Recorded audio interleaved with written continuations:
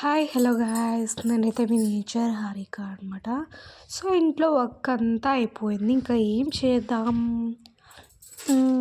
ఈ కవర్ తీసుకొనేసి మనం హార్వెస్టింగ్కి అయితే బయలుదేరుదాం. చిటికేలో అలా అంటే ఇలా వెళ్ళిపోవాలన్నమాట. ఇక్కడ వచ్చేసానమాట. ఎండ చంపేస్తుంది. 2 అవుతుందంట టైము. సో హార్వెస్టింగ్ చాలా రోజుల తర్వాత హార్వెస్టింగ్ అనమాట. బీరకాయలు చాలా రోజులు అయిపోయిందనమాట హార్వెస్టింగ్. చాలా అంటే చాలా బాగా వచ్చాయి బీరకాయలు. సో లాంగ్గా చాలా బాగా నేతగా అంటే ముదిరిపోకుండా మనం ఏవి చేసుకున్నా వంటలు టేస్టీగా ఉండే విధంగా అయితే ఉన్నాయన్నమాట. సో నేనైతే ఈ తీగలు అయితే 4, 5 పెట్టానమాట.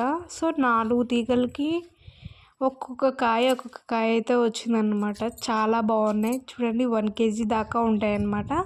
ఇంకా నెక్స్ట్ హార్వెస్టింగ్ ఏం చేద్దాం, బెండకాయలు ఉన్నాయి కదా. సో బెండకాయలు అయితే చేసేద్దాం.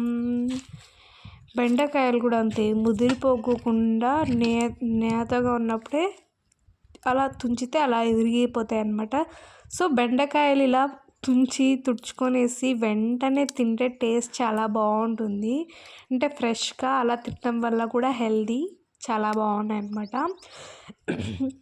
ఇంకా కొన్ని ముదిరిపోయినాయి. సో వాటినైతే నేను సీడ్స్ కోసం అయితే అలాగే వదిలేస్తున్నాను. ఇంకా బెండకాయలన్నీ తుంచేసాను.